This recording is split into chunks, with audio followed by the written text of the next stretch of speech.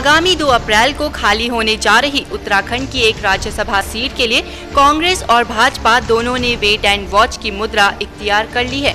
उत्तराखंड को लेकर कांग्रेस में चल रहे अंदरूनी घमासान पर दोनों दलों की नजरें टिकी है। भाजपा आलाकमान ने भी इस चुनाव में प्रत्याशी खड़ा करने के लिए हरी झंडी दे दी है। ऐसे में अगर दोनों ही पार्टियों के हालात अपने अनुकूल महसूस हुए तो दिल्ली की सियासत के चर्चित चेहरों को राज्यसभा जाने के लिए उत्तराखंड सीट का टिकट दिया जाएगा। फिलहाल कांग्रेस से सुरेश पचौरी और भाजपा से निर्मला सीतारमण और उद्योगपति गौतम मुरारका का नाम प्रबल दावेदारों में शुमार किया जा रहा है। आपको बता दें कि उत्तराखंड में राज्यसभा की 3 सीटें हैं, जिनमें से एक सीट कांग्रेस के सत्यव्रत चतुर्वेदी का कार्यकाल खत्म होने पर आगामी 2 अप्रैल को रिक्त हो रही है। इस सीट के लिए चुनाव प्रक्रिया होनी है। इसके तहत 19 मार्च को नामांकन की अंतिम तारीख है। इस सीट को हालांकि अब तक राज्य में हुए राज्यसभा चुनाव में सत्तारूढ़ पार्टी का प्रत्याशी बगैर दिक्कत जिताता रहा, लेकिन इस बार ऐसा कुछ नहीं कहा जा सकता। दरअसल राज्य विधानसभा में सबसे बड़ी पार्टी कांग्रेस हालांकि सरकार बना चुकी है, लेकिन वो भी बसपा उक्रांत पी और निर्दलियों के समर्थन के सहारे। ऐसे में अब यह जरूरी नहीं है कि सरकार को समर्थन दे रहे दल या विधायक राज्यसभा चुनाव में भी गठबंधन धर्म निभाएंगे, यानी उनका मन बदला और हालात बदल जाएंगे, क्योंकि यूकेडीपी के केंद्रीय अध्यक्ष त्रिवेंद्र पवार का कहना है कि पार्टी राज्यसभा के लिए प्रत्याशी उतारने पर विचार कर रही है।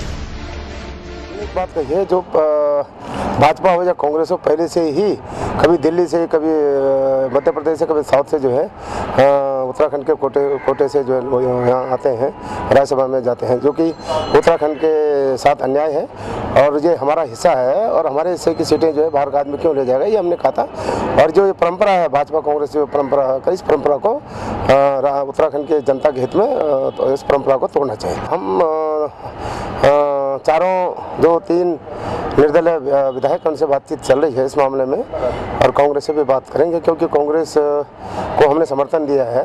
कांग्रेस पे भी इस बात पे हम बात करेंगे राज्यसभा की सीट को लेकर। कांग्रेस के अंदरूनी हालात फिलहाल इस कदर जटिल हैं कि पार्टी प्रत्याशी का राज्यसभा चुनाव में जीत दर्ज करना आसान नहीं लगता।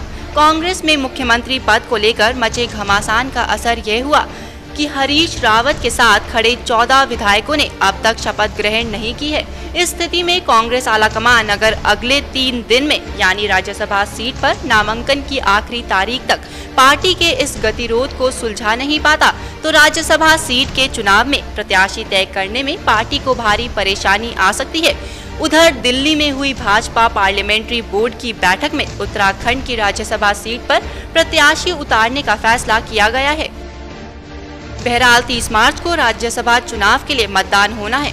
ऐसे में भाजपा और कांग्रेस दोनों में से किसको मिलती है राज्यसभा की सीट, यह फिलहाल भविष्य के गर्भ में छिपा है।